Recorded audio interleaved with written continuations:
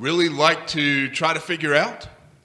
And so I wanted for us to do a little bit of studying on that actually this evening and a few Sundays coming up. Some Sunday mornings and some Sunday evenings. So there are some things that I think Sunday morning crowd would really be interested in as well when we get to the book of Revelation. Now, when we look at end times prophecy, most people like to start with the book of Revelation. I personally believe that is a mistake. I think the best place to start is Matthew chapter 24 or Luke chapter 21 or Matthew 24 and Luke 21, which both cover the same situation together. So that's the best place to start, I think. And of course, Miss Alice just agreed with me because Brother Bob was one of his passions was end times prophecy. He enjoyed studying that. We had a lot of conversations on it. This is one of those things, like, for example, if I post this sermon on YouTube, when I did this some time back and posted a couple sermons on YouTube several years ago, this was the one that you get the most comments on, it seems like. People disagreeing with me on this or disagreeing with that, because it's a very polarizing thing in Christianity. So before I begin, I'll tell you a few things. Number one, I do not believe the same things that mainstream Christians believe. Okay? The majority of them, rather. So the majority of the people believe in that there's a term for rather post or pre-tribulation rapture. I'm not sure which one it is. I try not to put labels on it, and I don't necessarily believe in the same timing.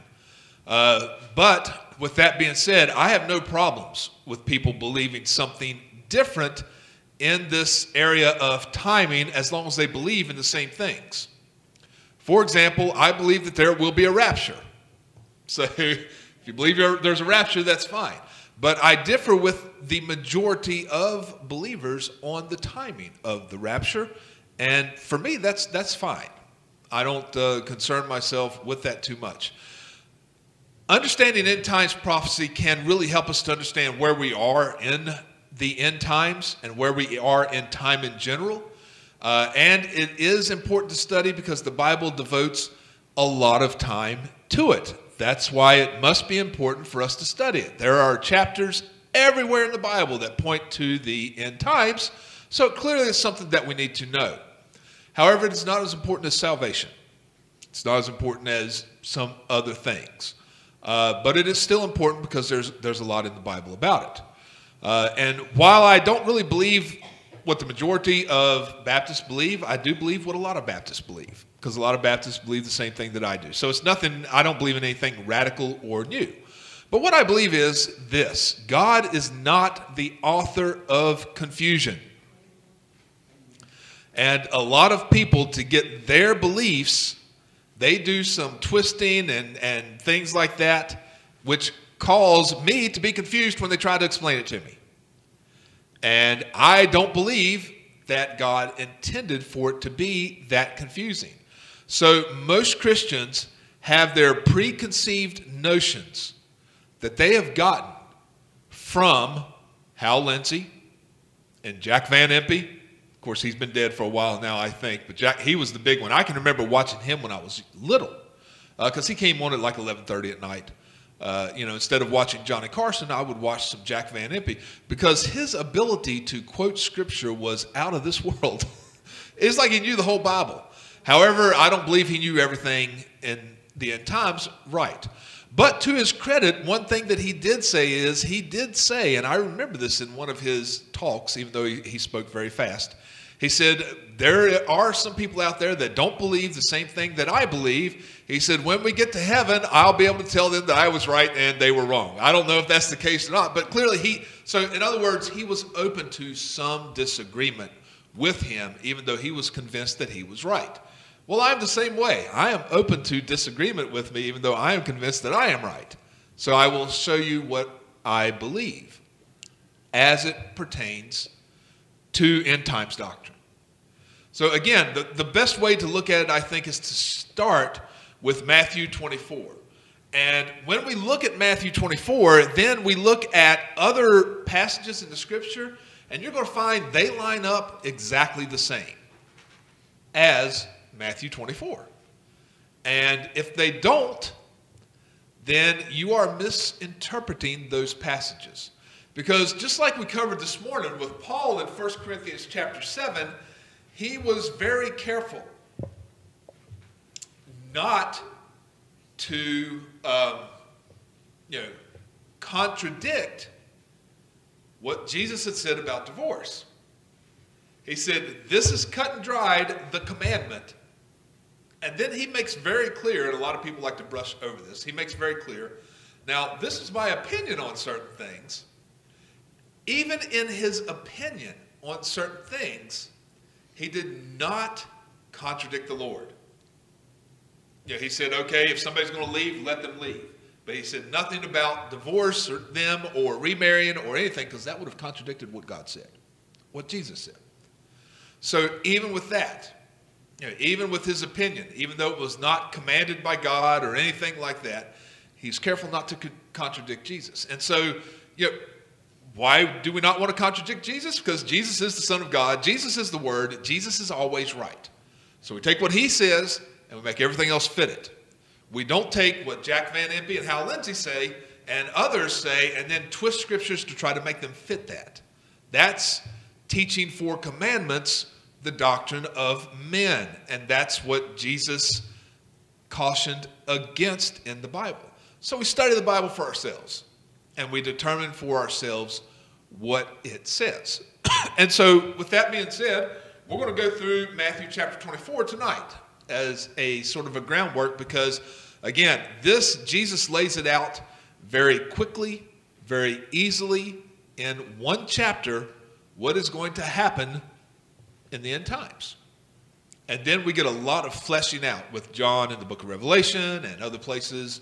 Daniel, the last few chapters of Daniel, Jesus actually references the abomination of desolation in this chapter. And, of course, you would go back to Daniel to see that. Now, of course, how does Jesus know all of this stuff? Because we've covered lately that Jesus was fully human and did not necessarily know everything about the future. Okay? However, Jesus, because he is fully God and fully human, he understands the prophecies of the Old Testament better than any other human being that has ever walked. So that's one thing. He absolutely knows them. 100%. To their rightness. He's not, well, I think this is, no. Obviously, he's the Son of God. He knows what the prophecies were and understands them 100%. Also, remember, Matthew chapter 24 is after the transfiguration, so it's possible that he got some information there. He also says, and I believe it's in this chapter, that no man knoweth the day nor the hour, not even me. Because, again, he's fully human, and he's not been given that information. So he doesn't know it. So when we look at Matthew chapter 24, we'll see what Jesus tells us. Beginning in verse 1, the Bible reads, "And Jesus went out and departed from the temple, and his disciples came to him for to show him the buildings of the temple. And Jesus said unto them, See ye not all these things? Verily I say unto you, there shall not be left here one stone upon another that shall not be thrown down. And as he sat upon the Mount of Olives, the disciples came unto him privately, saying, Tell us, when shall these things be? And what shall be the sign of thy coming and of the end of the world? So here we see, and if you looked at Luke 21, we won't look there for sake of time tonight. But if you look at Luke 21, sort of what they're doing is, as they leave the temple, the disciples are marveling at the beauty of the temple. It is very nice. It is luxurious. It is fancy. It's really a great looking place. You know, like you go to some churches and you're like, oh, look at these stained glass windows. They're very beautiful. And this is very nice. And that is very nice. And Jesus was sort of unimpressed with the temple because he said, well, there's going to come a time when this place ain't going to be here anymore. By the way, we could say that about Gravel Hill Baptist Church. There will come a time in the future when Gravel Hill Baptist Church will not exist, because we're going to have all sorts of earthquakes and things like that. And it's probably not going to be here. At some point in the future, there will come that time. So, while we, of course, want to be good stewards of what God has given us, and what, we want to take care of the church, we want to take care of the fellowship hall, let's not, miss the forest for the trees, and let's not forget that these things we are blessed with, and that we are not to put them above people. And I'll tell you, I have been to churches where they have put facilities above people. That is what they've done. Don't mess with this, or don't mess with that, or we can't have young people here, or we can't have those people over there because they'll mess everything up. Yeah. No, we need to not put. Now, it's fine to have rules and things like that. Certainly, you don't want a party or something like that. Trashing the fellowship hall or anything like that. Bashing the sound system and everything over there. But we don't want to put stuff above souls, because souls last forever, stuff does not. So, Jesus said, there's going to come a time when there's not even going to be one stone left on another here. Now, that time actually happens about 35 to 40 years after Jesus said this, because the Romans come in and they destroy the temple. Sometimes people say, what about the Wailing Wall? Look, don't be confused by Jewish fables. The Wailing Wall is not part of the temple, never was part of the temple. It's just a wall that's somewhere near where the temple was, okay? So it's not actually part of it at all. A lot of people want to believe that it is, including the Jews that are sticking pieces of paper into just a wall. It's not part of the temple at all. So, we won't take time to prove that tonight, but you can do your own studying and find out, hey, it's just a wall. There has been some recent, for example, archaeological evidence that says, hey, the temple wasn't even here. It was actually, over there. They don't really know where it was. Why? Because it was a long time ago. So, God knows where it was. That's all that matters. So, there's going to come a time, he says. So then his disciples are curious about this. And they're like, well, when will that time be, when one stone's not left on another? And also, Jesus, what shall be the sign of thy coming again? Because they know he has told them that we're near the end of his ministry. He says, I'm going to have to die 3 days, rise again, ascend into heaven, but I will return. And so they say, well, when is that going to happen, Jesus? And, by the way, Jesus, while we're asking these questions, when is the end of the world going to be? Now, Jesus does not have specifics for them. In other words, he doesn't say, you want to know when I'm coming back? June the 17th, 2037. Okay? He doesn't say that. Okay? But he does give them, based on Old Testament prophecies and his knowledge, he does give them ways to see when the end of times is going to happen. Because he says, the actual time that I'm coming back, the actual day, I don't know. Only God the Father knows. Okay? But I can tell you when to start looking. And that's what he's going to tell them here. So he says there in verse 4, and Jesus answered and said unto them, take heed that no man deceive you. So right there's a good warning for us, starting right off the bat. Paul says the same thing in 2 Thessalonians and in 1 Thessalonians. Make sure you are not deceived. Okay? There was a guy, I think his last name was Camp. He's been dead for a while. It was a few years ago. He said, the world's going to end. I've done the Bible research and everything, and the world is going to end such and such a date like 2012.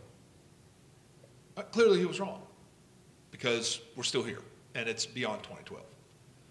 So people have always tried to set dates. He says, make sure that no man deceives you. So number one, if someone is going to tell you when the end of the world is and they give you a date, they are false prophets, because no date is given in the Bible. So you're not going to get a date. Okay, now verse 5. For many shall come in my name, saying, I am Christ, and shall deceive many. Now this has been happening basically since Jesus Christ left this earth. There have been people that have come over the course of the couple thousand years claiming to be Jesus. From people who received a little credit for it to crackpots. One of the most recent that I can think of that came claiming to be Jesus that deceived people was this David Koresh guy back, a few years back. He actually claimed to be Jesus. And others even do it as well. So he said, many will come and shall deceive many. Verse 6, and ye shall hear of wars and rumors of wars. See that ye be not troubled, for all these things must come to pass, but the end is not yet. So what is he saying? We've got wars. We had World War I, we got World War II, we've got the Russian-Ukraine war. We will always have wars. Okay? So don't look at a war and be troubled thinking, well, this is it. Nuclear war, we're all being destroyed, end of the world. That's done. And we're all just extremely troubled over this. Because the end is not yet. There will always be wars. Is what Jesus is saying. So don't take a look at a war and think, well, that's it. There is I read today that I don't know if we're shooting down, people's drones in their backyards now or just what we're doing. But, every day now we're shooting down some unidentified object that maybe came from China, maybe didn't. I don't know. We're shooting them down over Canada, all over the place. And people are concerned about a war between China and the United States. Now, certainly there might be a war between China and the United States because there are always wars. And it could cause us to be very uncomfortable. It could cause us to, could cause economies to crash and things like that. But don't be troubled. These things will happen. They have always happened. The end is not yet, according to what Jesus is saying here. So, he says there, then in verse 7, he says, so, the end is not yet. And then in verse 7, he says, for, which means because. Because nation shall rise against nation, and kingdom against kingdom. And there shall be famines, and pestilences, and earthquakes in divers places. And there are always these things going on. There was an earthquake in Turkey. There have been famines in Somalia and Sudan. Those have been like the big recent famines. But guess what? The United States also had a famine in the 30s, the Dust Bowl. So famines have been, there are various famines all over the place. In other words, he's saying, look, there's going to be things that people are going to look at and say, well, this means that the end of the world is coming. But don't be troubled, because these things do not necessarily mean that the end of the world is coming. These things will always be around. There will always be pandemics, COVID-19. There'll be plagues of locusts and things like that. Whatever. There are always going to be these things. Verse 8, all these are the beginning of sorrows. So we are living through these times, and we will continue to live through these times. These times do not necessarily signify the end of the world. That's what Jesus is saying. Verse 9, then, okay, so now we're moving to another phase. Then shall they deliver you up to be afflicted, and shall kill you, and ye shall be hated of all nations for my name's sake. Now, this is also going on, has gone on in the past, is going on today. We're very lucky that we do not live in a place, you should thank the Lord every day that you live in the United States of America, where you're not killed for being a Christian, because if you lived in North Korea and you were a Christian, chances are you'd be killed. China does not put up with this either. Okay, there are a lot of places in this world right now where this kind of thing is going on. By the way, the disciples also were persecuted. All right, the Romans, they had all kinds of martyrs and things like that. So this is one of those things also that continually occurs, but it will occur more and more as we get to the end times. And we're already seeing some persecution in the United States of America, some in Canada, some in Europe, some in supposedly free areas about, shutting down Christians, shutting down people believing the Bible, things like that. They're trying to. So we're kind of rolling into this in the United States. We've not really been there yet. Verse 10, and then shall many be offended and shall betray one another and shall hate one another. Now that clearly we are there in the United States of America. Okay? I've lived on this earth for 50 years. In the last 10 years, I have never seen in the United States of America more people offended than they are today. They're offended by everything. Everybody's always apologizing in the news media and things for saying this, for saying that, and nobody accepts the apologies. That's where we're at. So we have a lot of people that are offended. So I believe, we're already to verse 10 here in 2023 because many people are offended. Many people shall betray one another and shall hate one another. We have these homos and all kinds of people that are out there, trying to preach love, but they are the most hateful people on the planet, and they are growing. Here's a little tip, by the way. If someone says that they are not racist, but everybody else is, they are the most racist person in the room. Okay? Also, if someone says, oh, I am all about love, and you guys are all about hate, and you need to be about tolerance, that person is the most hateful person in the room. Okay? It is always that way. The biggest hypocrite is the loudest. And we see that, right? The pride people, oh, love is love. Oh, we just want to talk about love. They hate Christians far more than Christians hate them. That's just the way it is. So, we know that going in. So, and that's happening now. So clearly verse 10 is going on right now. And it is increasing. Okay, now verse 11. And many false prophets shall rise and shall deceive many. We got a ton of false prophets today. You think, well, what are false prophets? False prophets are people that tell you things falsely. So, you think about a false prophet might be like, for example, the Pope, false prophet. Easy enough. Any Mormon preacher is a false prophet. Okay? Completely wrong.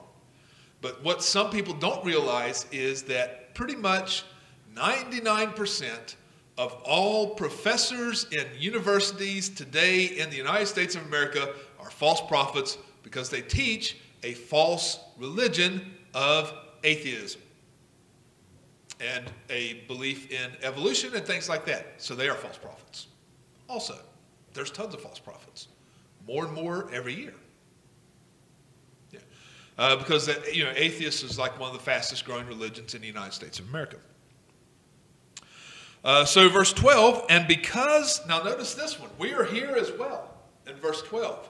And because iniquity shall abound, the love of many shall wax cold. Here's the reality. We got a lot of cold-hearted people in the United States of America. Just look at what they are trying to do to wreck the lives of children in public schools. Yeah? By trying to, transgender them or whatever they're trying to do. I hear about this mess all the time. And, parents are fighting back because thankfully most parents still have love for their children.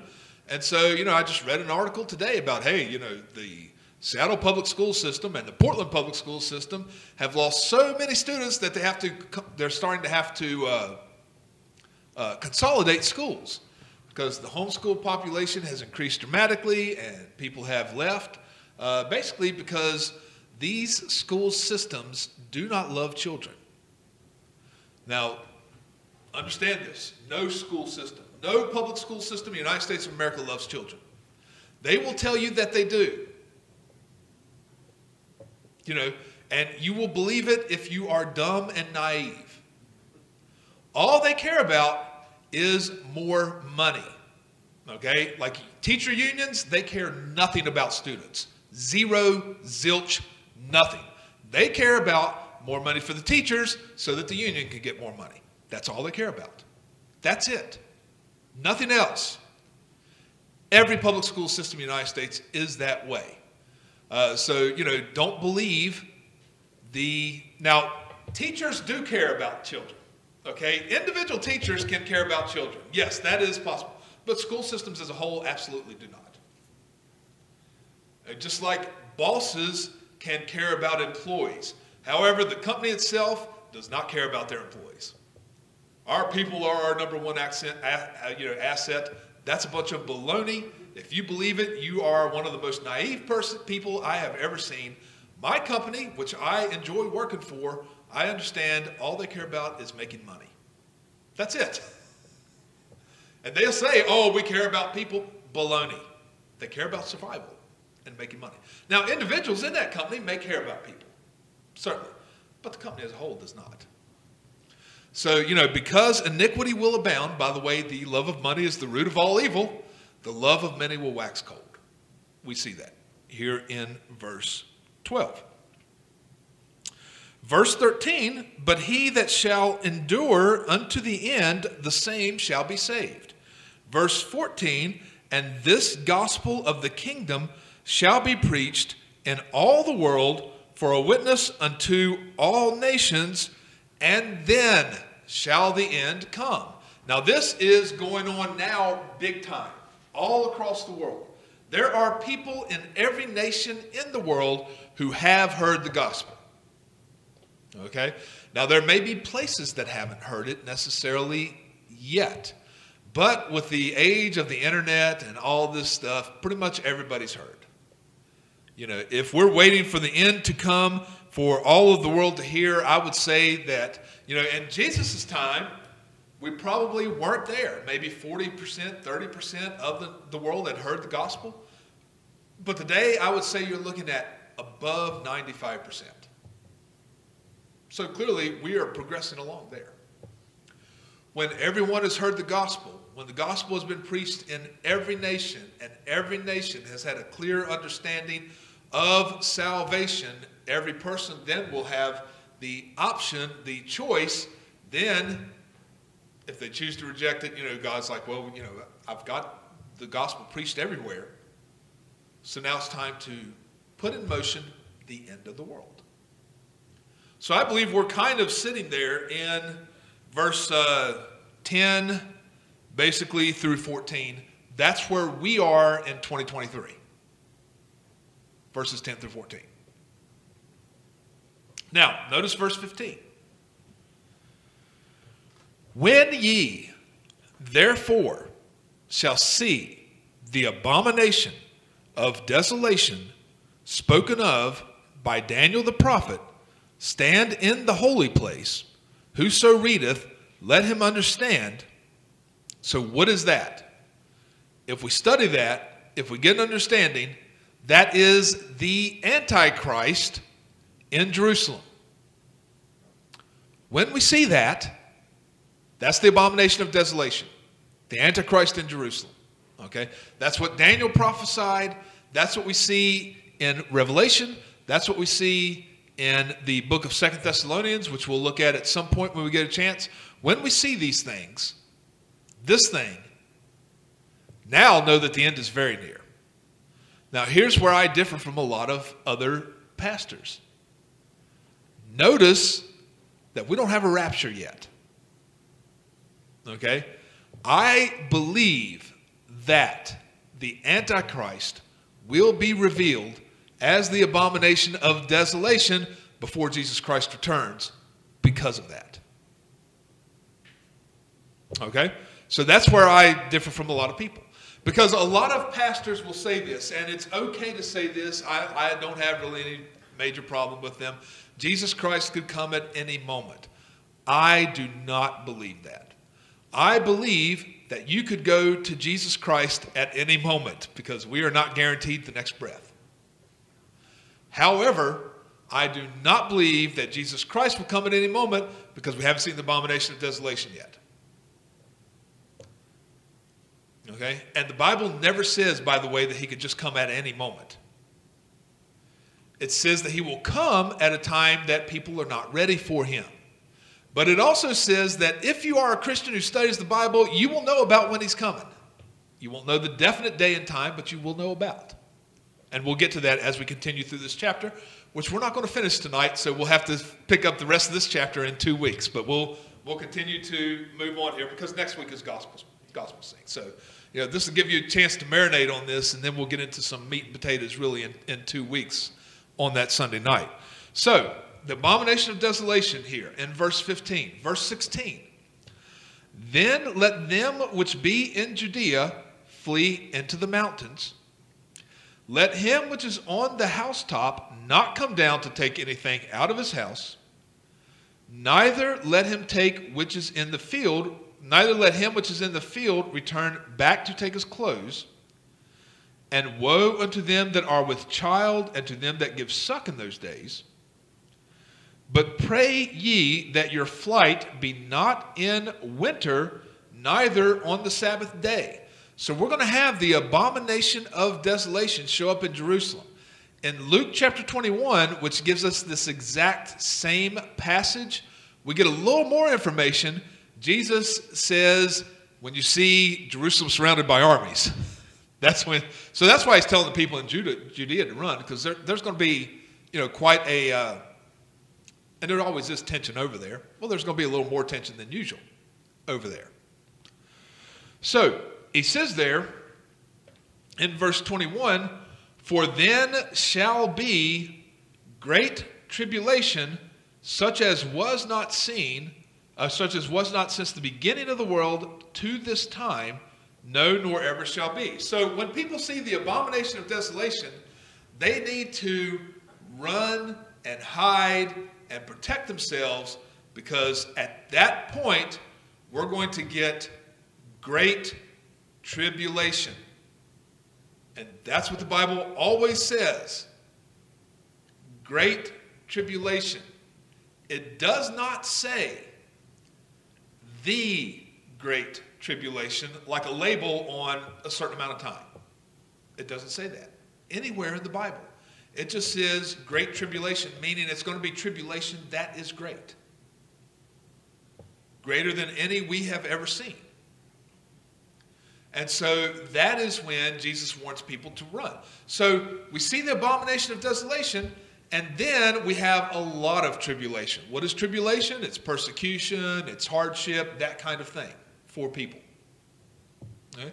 For Christians in particular. Christians go through tribulation, if you're looking at this from a Bible perspective. Verse 22, and except those days should be shortened, there should be no flesh be saved, but for the elect's sake those days shall be shortened. So what does that tell us? There's going to be great tribulation, but not for very long. So once we see the abomination of desolation, which I do not believe has happened yet, we're going to have a lot of problems. We think we got problems now. We think we got inflation and stuff now. It's going to be nothing compared to that time period after the abomination of desolation. And after the abomination of desolation, we are going to go through great tribulation, which, if it were left to go on, would destroy humanity. But it is not left to go on. It is only going to be for a short while. If you study other parts of the Bible, basically this time is going to be about 3.5 years. Not exactly to the day necessarily, but pretty close. So people label that 3.5 years as the Great Tribulation. It's not labeled as that in the Bible. So I'm not going to call it that. It's just tribulation that's great, because that's what the Bible calls it. Because when we get into these labels, sometimes we get into misunderstanding of things. So verse 23, then if any man shall say unto you, lo, here is Christ, or there, believe it not, for there shall arise false Christs and false prophets, and shall show great signs and wonders, insomuch that if it were possible, they shall deceive the very elect. So, we're going to have the abomination of desolation. We're going to have great tribulation. And anytime you have great tribulation, you're going to have a lot of people rising up saying, I am your Savior from this great tribulation. Okay? It's always been that way. It will always be that way. When, Hitler, right? I mean, because Hitler got voted in. He did not necessarily come into Germany with an army and take it over. The German people who were going through great tribulation saw this Savior with all the answers and his Nazi party, and they voted them into power, and then he took power completely and cut off voting. But he didn't get into power just by taking over through arms. He tried that, if you remember, and he got thrown in jail. So that was not the way to go. So he started to get the votes, get his people into power, and then he took over because the people were looking for someone to get them out of the massive inflation and problems that they had.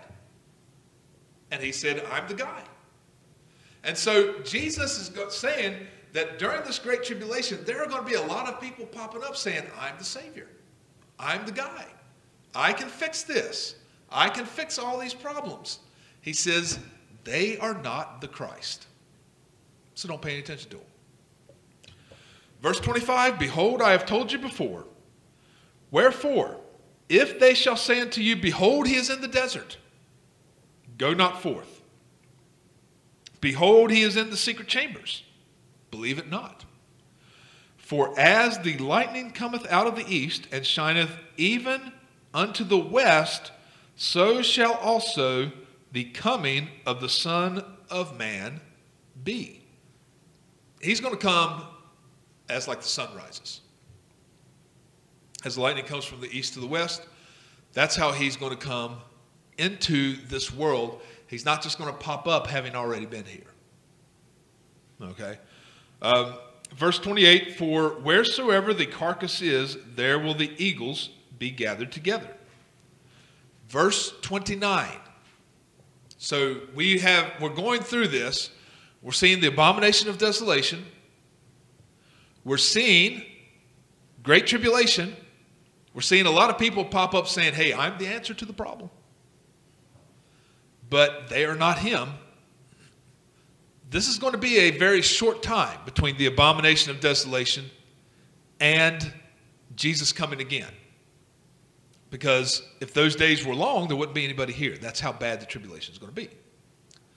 Then in verse 29, we see this. Immediately after the tribulation of those days shall the sun be darkened, and the moon shall not give her light, and the stars shall fall from heaven, and the powers of heaven shall be shaken, and then shall appear the sign of the Son of Man in heaven, and then shall all the tribes of the earth mourn, because guess what? When Jesus comes, see, this is not like the old Left Behind movies where people just disappear. No, when Jesus comes, everyone will see him. And when he lifts up the Christians off of this earth, everyone will know where they've gone. Because it says here, all the tribes of the earth shall mourn, and they shall see the Son of Man coming in the clouds of heaven with power and great glory, and he shall send his angels with the great sound of a trumpet, and they shall gather together his elect from the four winds, from one end of heaven to the other. This is the rapture. At least that's what I believe it is. This is when God will, basically he's bringing souls that have already departed. Those who are asleep will go first. We which are alive will be caught up together with them in the clouds. So shall we ever be with the Lord, etc. That's this, which happens after the abomination of desolation and after there is great tribulation on the earth. And I'm going to flesh this out when we get to Revelation as well. So, don't just take this for it. This is just kind of a summary. And after There are a whole lot of people that show up saying, hey, I'm the answer to the problem. You know, including, by the way, the Antichrist, who is the one that everybody follows, who is the abomination of desolation. So then he says there in verse 32, now this is what I want to focus on before we end here tonight. Verse 32, now learn a parable of the fig tree. When his branch is yet tender and poureth forth leaves, you know that summer is nigh. So you look at a tree and it starts growing leaves, because right now trees don't have a lot of leaves on them. You know, they fell over the winter. So you look at a tree and you can see that its leaves are coming.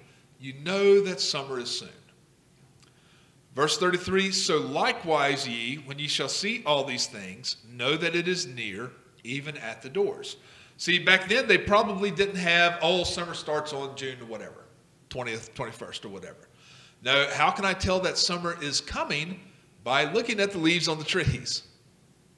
We're in a season transition, you see, there. Verse 34, verily I say unto you, this generation shall not pass till all these things be fulfilled. Which generation is that? The generation that sees the abomination of desolation. Because that's really where he's shifted gears there. And said this is going to be shortened. And the generation that does see the abomination of desolation shall not pass until all these things be fulfilled. I mean, we understand generations today. There's Generation X, there's baby boomer generation, etc. Generations markings in our world generally last, what, about 20 years? You know, I think I'm part of Generation X or something like that, but I'm one of the first ones. Because it was like 72 to like 90 something or something like that, you know. Then there's generation, or 70, I don't know what it was. Then there's Generation Y, there's millennials. You know, I think Josh is a millennial because it's like 96 is when and then there's a new generation. So we label them about every 20 years. What does that tell me? That tells me sort of that the abomination of desolation, you've got great tribulation, you've got Jesus coming in the clouds. Whatever that time is, it's less than 20 years. Because that generation won't pass until all these things be fulfilled. That's what I think. Now, he says there, verse 35, heaven and earth shall pass away, but my words shall not pass away. Now, here's what I wanted to take a look at. We've only got a couple of minutes, but notice this. But of that day and hour knoweth no man, no, not the angels of heaven, but my Father only. This is where pastors have always gotten, he could come at any moment. But again, let's study the chapter. Does Jesus say there that he could come at any moment? No. He says, watch for these things, and after these things happen, I'm going to be coming. Of that day and hour knoweth no man. However, if you see the signs, you'll know about when it's going to happen. Yeah, I've used this example before. If I tell Wendell, hey, Wendell, I'm coming to your house next week. And that's it. That's where I leave it. Okay? Then, let's say I tell Wendell, I'm coming to your house in 3 weeks. I will be there in 3 weeks. Is he looking for me next week? No. Is he looking for me 2 weeks from now? No. Starting on the 3rd week, Wendell is keeping his house clean because he knows the pastor is coming. But he doesn't know when. So he starts keeping his house clean on Sunday because, well, it could be today. Yep. Monday could be today. Well, I didn't show up. But he's not keeping his house clean for 3 straight weeks necessarily because he's like, well, the pastor's not coming until the 3rd week. But I don't know what day and what hour in that 3rd week that he's coming, so I need to be ready. That's kind of the same example as here. I might show up on a Monday, I might show up on a Wednesday, I might show up on a Thursday, who knows? But he knows that it's going to be in this time frame. And that's what I believe. I believe we know that it's going to be in a certain time frame. This does not, and some pastors I think worry And I'm going to close right there. We'll pick this up in a couple of weeks. Because it takes a long time to study end times prophecy and things like that, especially verse by verse. I think a lot of pastors are concerned that if they said that, well, there wouldn't be any urgency by people. There is still urgency. Every day, redeem the time because the days are evil. I do not believe that Jesus Christ is coming tomorrow. I think, if you want to place a bet, I think you're pretty safe that, hey, he's not coming tomorrow. But are you going to meet him? Well, that's what nobody knows. I don't know if I'll be, the people that got in a car accident and died today, did they know that was going to happen? Did they have any idea? No. You don't know when your time will be. So that's just as important as he could come any day or any hour. In my mind, it's just as important. However, when we are talking about end times prophecy, I do not believe that Jesus will come to this earth tomorrow to rapture us, because some things haven't been done yet that the Bible says are going to be done. Now, could they happen in the next few years? Absolutely. The Antichrist, as topsy-turvy as this world is right now, we got Russia, Ukraine, we've got all kinds of stuff. We're, shooting missiles up into the air at drones or at balloons or something like that. Absolutely. There could be chaos, and out of that chaos could come the Antichrist in my lifetime. Sure. But until he comes, and by the way, Christians, because if it were possible to deceive the very elect, they would be deceived, but it's not possible to deceive them. When Antichrist comes, those of us who are Christians, who are still on this earth, will know it. I believe that. And then we know, hey, well now, time's pretty short. He could come at any moment at that time, and I won't argue with you. And I'm not just basing that on Matthew 24. I'm basing that also on 2 Thessalonians chapter 2 and other places, because, again, all of the places that talk about end times prophecy have to fit the timeline. They have to all make sense, I believe. So so we're going to pick up Matthew.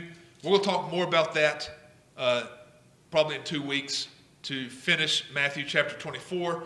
And at the same time, in 2 weeks' time, probably, Sunday evening, 2 weeks' time, we're also going to cover what Paul says in 1 and 2 Thessalonians to see how it fits perfectly in this and makes 100% sense. And then after that, we're going to go to the book of Revelation and see how that goes.